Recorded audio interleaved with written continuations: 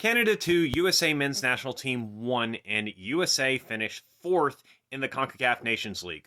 This is after previously winning the 3 other iterations of the CONCACAF Nations League. And yes, this is an incredible failure for USA men's national team.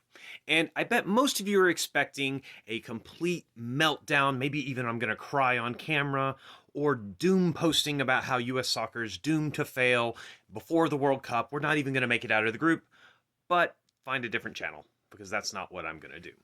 I am instead going to provide some perspective and a rational explanation of what we should be looking at from this and what to take from this going into the Gold Cup this summer and then the World Cup next year. And the summary of this is, don't panic. There's no reason to panic. Panic has never helped anyone. I'm going to first start off by talking about the Panama game because that's actually the more disappointing of these two games.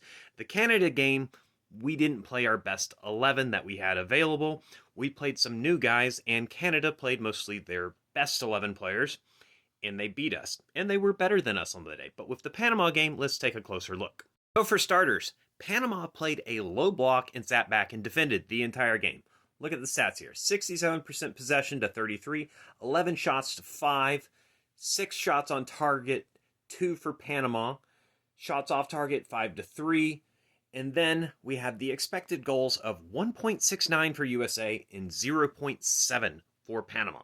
So, was this a good performance by USA men's national team? No, it wasn't. We weren't good enough.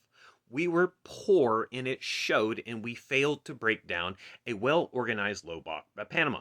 This is nothing new for USA Soccer. We've always struggled with this because it's easier to destroy than it is to create, which actually gives a well-organized defensive team like Panama sometimes an advantage.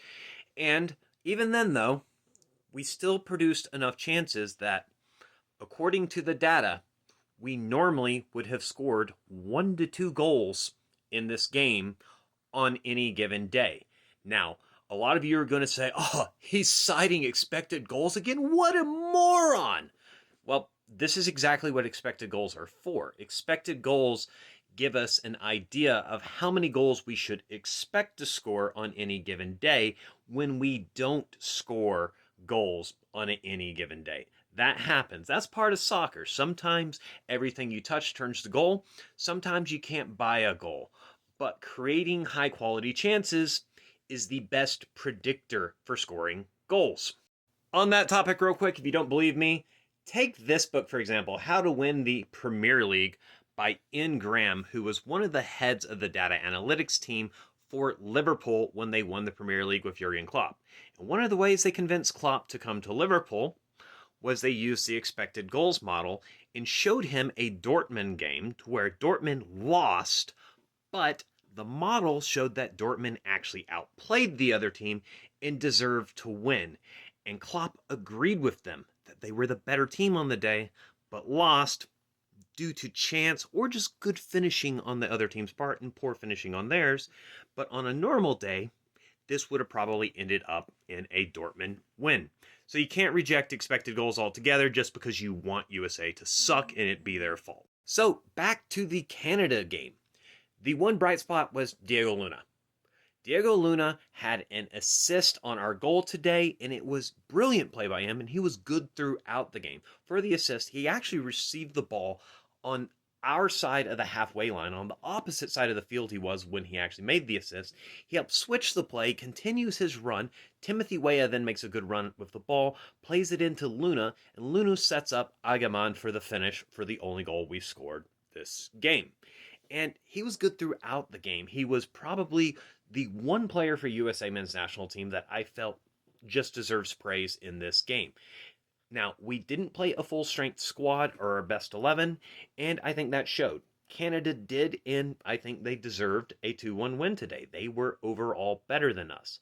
And some of our other guys that were given opportunities today, because this being a third-place match was not seen as important as the semifinal was, most of them did not do enough, in my opinion, to suggest that they deserve a spot over our normal starters.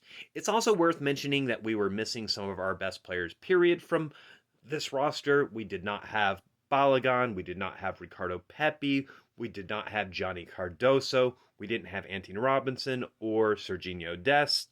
So we were missing some of our best players as well. But that's soccer. Sometimes your best players are unavailable, and you got to make do, and we failed to do so. Now, let's talk about why I don't think we should be panicking. There was another team that failed in the Nations League and then went on to do fairly great things. England, in 2022, they got relegated from the top tier of the Nations League in UEFA's Nations League competition. And this 1-0 loss was not the worst of it. A 4-0 humiliating defeat against Hungary was the worst of it. And Hungary is frankly just not a good team. It's not a team that England should be losing to. And even though I don't think England is one of the truly elite teams in the world, England are just way, way better than Hungary. I would be disappointed if USA lost to Hungary, and England, on paper, is better than the United States of America. But what happened to England in the next major international tournament? They made the final. They made the final of the Euros and only really narrowly lost to Spain. Now, were England the second best team in that Euros tournament? No. In fact, I think they were probably fourth or fifth best team in the tournament, but most of the best teams, especially Spain, Germany, and France, were on the other side of the bracket. They knocked each other out, to where England, they had to play who was in front of them, and they beat them. You can't take that away from them. They were good enough to get to the final, and they did so. And because of that, that's why I don't think we could panic. USA could very much do a similar thing with the World Cup in 2026 and make a deep run into the tournament, even a long deep run, potentially even a final if all the cards are laid out perfectly. So panicking is stupid.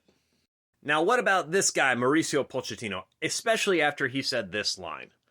On the potential of USA men's national team, I think we can dominate soccer, football, maybe in 10 or 15 years' time, or maybe less, because 5 or 10 years for sure, we could be number one in the world. It could be. Is he crazy for saying this after we lost to Panama in Canada? No, not really. I mean, frankly, the results today have absolutely zero meaning on whether this is true or not. I personally would have said 20 to 30 years' time is more realistic, but 10 years' time, 15 years' time, this would be a completely new generation of American players that could be just substantially more talented than anyone on the pitch today. Right now, the only world-class player I would say USA has is Christian Pulisic. What if in 10 to 15 years' time, a player of Christian Pulisic's quality is just a mid-level player on USA men's national team? That would be a substantially huge difference.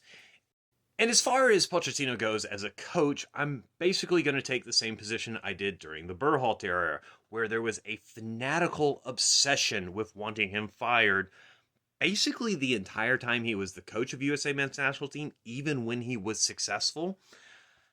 I don't think Pochettino is the problem. Do I agree with everything Pochettino has done, his decisions for any of these things? Of course I don't. I'm never going to agree with him 100%. What I will do is give him the benefit of the doubt. He sees the players in training. He has the advanced data analytics and gets to see all these things. And frankly, he knows more about soccer than I do. So for me to think he's wrong about everything and think he needs to be fired because I know more than him would be just frankly a ridiculous statement. He will be judged by how well USA men's national team do at the 2026 World Cup. If we do very, very bad, he will go down as a failure. If we do very, very well, what happens between now and the World Cup will be forgotten and thrown into the dustbin of history, and it simply won't matter. No one will care.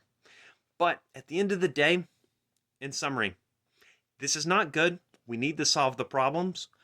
But don't panic. Panicking is stupid.